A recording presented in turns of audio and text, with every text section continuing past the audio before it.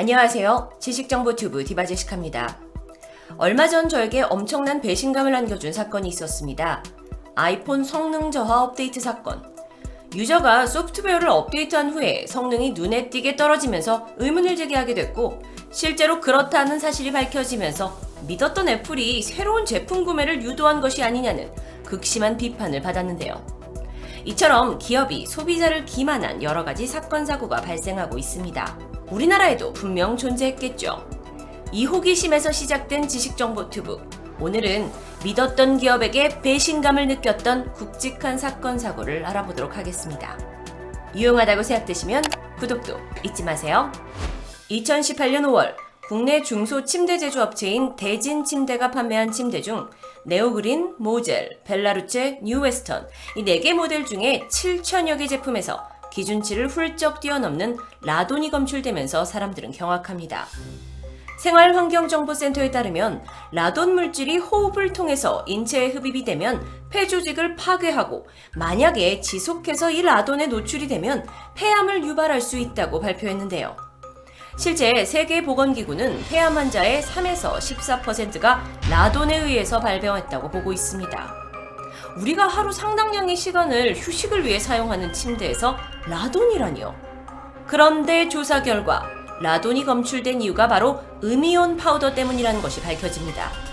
대진 침대에 침대를 납품하는 한 제조업체가 희토류 원석을 갈아 만든 파우더를 매트리스 맨 바깥쪽 안쪽 면에 코팅하게 되는데요. 건강에 좋다는 음이온 효과를 높이기 위해서였습니다. 그런데 문제는 이것을 몸에 좋다는 칠보석 가루인 줄 알고 사용했지만, 알고 보니 파우더에는 높은 수치의 라돈이 포함되어 있던 것입니다. 이 사실에 소비자들은 대진 침대를 버리거나 환불을 요구하면서 항의가 빗발치듯 쏟아집니다. 그런데 또 다른 문제도 있었습니다. 납품을 한 해당 제조업체가 대진 침대 외에 타 침대 제품에도 이 매트리스를 공급했는지가 제대로 파악되지 않았다는 점입니다. 결국 부주의한 결정으로 인해서 사람들은 대진 침대 공포에 떨게 되었고요. 대진 침대는 회사 홈페이지를 닫으면서 2019년 3월부로 공장은 폐쇄되었고, 이후 자발적인 리콜을 진행 중이라고 합니다. 침대가 공포의 대상이 되었습니다. 삼성 반도체 공장에서 일하던 직원들이 단체로 건강이 악화되고, 심지어 백혈병에 걸려 사망하게 되는 일명 삼성 반도체 백혈병 사태. 당시 노동자들에게 안전교육이나 안전검사가 이뤄지지 않은 채 사용하는 화학물질이 인체에 유해할 수 있다는 이야기는 없었습니다. 하지만 삼성 측은 이 일이 근무 환경과는 상관이 없고 도의적인 책임을 질 의향은 있지만 산업재해까지는 인정할 수 없다라는 입장을 고수했는데요.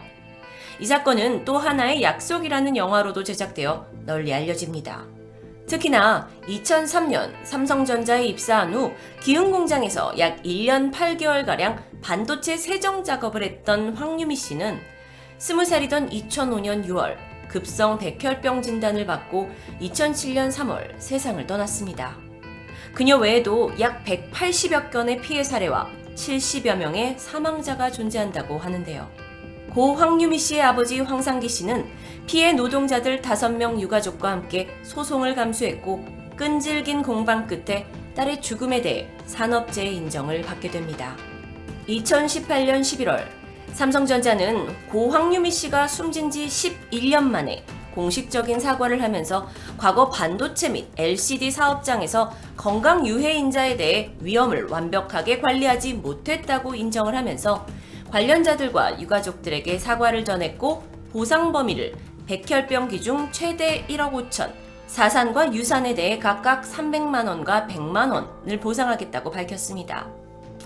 물론 이 금액이 유가족과 관련자들에게 충분하다고 할 수는 없지만, 최소한 기업이 과실을 인정했다라는 점에서 유가족들은 이 긴 싸움에 마침표를 찍을 수 있었습니다. 여러분 혹시 롯데마트에서 2010년 12월 9일부터 약 일주일간 판매된 통큰 치킨을 기억하시나요? 5,000원이라는 저렴한 가격과 많은 양, 유명 치킨 브랜드들과의 경쟁에서도 밀리지 않아서 소비자들의 열렬한 환호를 받았습니다. 이렇게 긍정적인 평가가 있었지만 프랜차이즈 업체들과 각종 언론, 심지어 청와대까지 나서서 골목 상권을 죽인다며 통큰 치킨을 크게 비판하게 되는데요.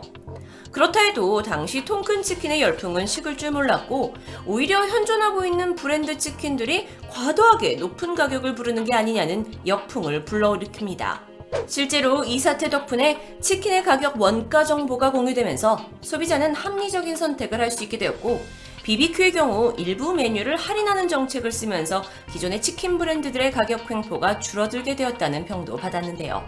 하지만 중소기업 지원 정책을 펼치던 정부의 압력을 이유로 롯데마트는 일주일 만에 통큰 치킨 판매를 중단합니다. 결과적으로 기존 대형 프랜차이즈 업체는 상처는 남았지만 승리를 거머쥐게 되었고 발빠르게 대처한 롯데마트는 기업 이미지 상승 효과와 매장 홍보 효과까지 고스란히 누리면서 실리를 모두 챙기게 되었습니다. 2019년 현재 점점 올라가고 있는 치킨값, 여기에 배달료까지 추가되면서 치킨값이 금값이다라는 말도 돌고 있는데요.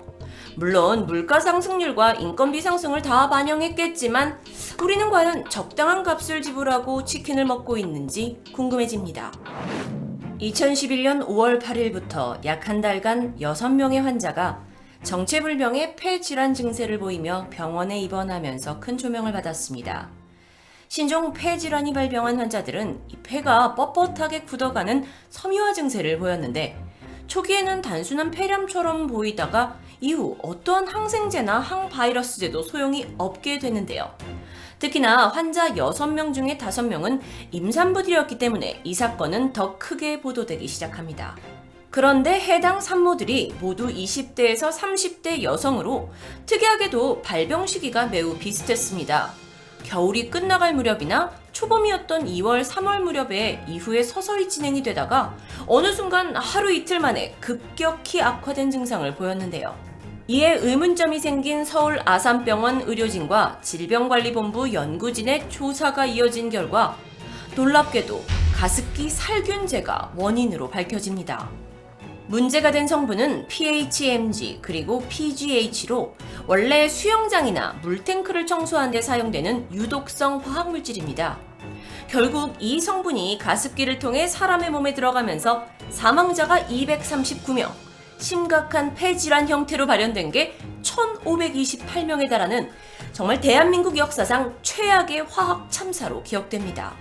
그런데 여기서 충격적인 사실이 이 가습기 살균제를 제작한 옥실레킷 베킨저가 개발 과정에서 제품의 유해성 경고를 받았지만 이를 무시하고 그냥 제품을 생산하고 판매했다는 것이었죠. 이 사실이 알려지고 시민들은 크게 분노하면서 옥실레킷 베킨저는 공식 사과문을 올리게 됩니다. 현재까지 개별 피해자 배상에 약 1,450억 원, 정부 특별구제기금 납부에 674억 원 등 가습기 살균제 사태 해결에 총 2,100억 원 이상을 지출하고 있는 상황인데요. 심각한 사태를 예상하고도 그저 눈앞의 이익을 위해 괜찮을 거야 라는 안일한 태도를 보인 기업, 그리고 이로 인해 피해를 보게 된 산모와 뱃속의 아이들까지 정말 두 번 다시 없어야 할 끔찍한 사건이었습니다. 2013년 1월 남양유업 대리점주들은 남양유업이 유통기한이 얼마 남지 않았거나 수요가 크지 않은, 즉 안 팔리는 제품들을 대리점에게 강매하게 했다는 일명 물건 밀어내기가 보도됩니다. 남양유업에서는 절대 사실이 아니라고 부정했고 오히려 반발한 대리점주들을 명예훼손으로 고소하게 되는데요. 그런데 같은 해 5월 남양유업 영업사원이 한 대리점주에게 폭언을 하는 녹취록이 공개되면서 이 밀어내기 횡포가 사실로 드러납니다. 게다가 며칠 후에는 영업사원이 일명 떡값을 요구하는 녹취록과 그 송금 명세서까지 공개됩니다. 내용 들어보시죠. 상황이 죽기 싫으면 받아요. 그 다음에 죽기 싫으면 받으라고요. 아직 끊어. 빨리 받아. 당신한테는 난 다 해줬으니까 받아. 물건 못 들어간다면 그때 생각하지 말고 알아서 해. 한울이나 저기한테도 고향파지도 전화를 해봤더니 그쪽도 창구가 꽉 차가지고 그런다고 그러니까 이걸 어떻게. 그냥 참고 늘리라고 한 지가 벌써 2년이야 2년. 당신 책임져. 아니 여보 언당물레 한 번만 더 언당물레에다 맡긴다는 이런 얘기하면 죽여버릴 거야 진짜. 죽는 게 뭐 있어. 또 얘기해? 들어와서 내가 오늘 잔인하게 해줄게 아주. 핸드폰 꺼져 있거나 또 그러면 알아서 하시죠. 받아요. 다른 상황이 아니니까 얘기하는 거 아니야 내가 지금. 버리던가. 버려오면. 무슨 말을 그렇게 해? 제품을 버리다니. 나들은 망하라. 버리라고요. 망해. 망해 오면. 망하라고요. 망해. 씨발로마. 그렇게 쳤으면 됐잖아. 더 이상. 망하라고. 그게 영업관리 소장으로서 할 말이야, 그게? 그럼 당신이 씨발로마 대점장으로서 그게 할 얘기냐, 이 개새끼야? 씨발, 당신이 2년 와서 어디서 화상이 다 그런 게 뭐 있어? 한 게 뭐 있냐고요? 뭐 있으세요, 김용배 사장님? 씨발로마. 뭐 하셨어요? 음성 파일을 실제로 들어보니 정말 끔찍한데요. 이후 공정거래위원회에서 현장 조사를 통해 남양유업이 본사 차원에서 전체 대리점을 상대로 일괄적인 밀어내기를 한 증거를 포착합니다. 절대 아니라던 회사 이사진, 임원진들은 기자회견을 열고 욕설 영업에 대해 대국민 사과까지 하게 되죠. 하지만 남양유업의 횡포는 이뿐만이 아니었습니다. 2013년 YTN 취재 결과 여직원이 결혼을 하면 계약직으로 신분을 바꿨고 임신을 하면 회사를 그만두도록 압박했던 사실이 밝혀집니다. 실제로 이 회사를 고발한 여성단체 연합과 여성노조에 따르면 당시 남양유업 본사 직원 2,700명 중에 고객센터에 있는 여성들을 빼고는 기혼 여성이 고작 6명에 불과한 명백한 차별 사실이 밝혀지게 되는데요. 이들은 모두 결혼 전에는 정규직이었다가 결혼 후에 계약직으로 전환되면서 월급은 10%가량 삭감되고 각종 수당과 혜택도 받지 못하게 되는 억울한 상황을 맞이했습니다. 계속되는 남양유업의 횡포가 공개되면서 더 이상 참을 수 없었던 소비자들은 불매운동을 펼쳤고 이는 실제 남양유업 매출에 크게 영향을 미치면서 2014년 매출 1위 자리를 메일유업에게 내주게 됩니다. 이 사건은 소비자들이 도덕적 부당함을 느끼고 힘을 합치게 된다면 업계 1위였던 기업도 끌어내릴 수 있었다라는 것에서 작은 기적으로 평가받기도 합니다.